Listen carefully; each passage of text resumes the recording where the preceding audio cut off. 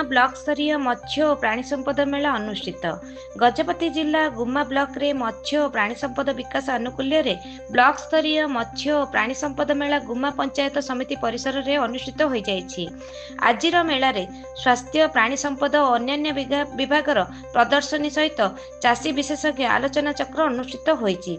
आजिर एही कार्यक्रम रे गुम्मा गोष्ठी उन्नयन अधिकारी दुलेराम मारांडी सभापतित्व रे मुख्य अतिथि भावे पारलाखेमुंडी विधायक इंजीनियर रूपेश कुमार पाणिग्राही, सम्मानित अतिथि भावे सांसद प्रतिनिधि एस शेषगिरी, ब्लॉक अध्यक्षा सुनामी मंडल, जिला परिषद सदस्य रेणुका पात्र, संध्या सबर, जिला मुख्य प्राणी चिकित्साधिकारी डॉक्टर तुषारेन्दु नायक, जिला मत्स्य अधिकारी नीरज चंद्र नायक, तहसीलदार शरद सबर, गोष्ठी स्वास्थ्य केन्द्र अधिकारी डॉक्टर पार्थ प्रतिमा पंडा, एलएसडी एडीडब्ल्यू आकाश कुमार दिगाल प्रमुख उपस्थित थिले।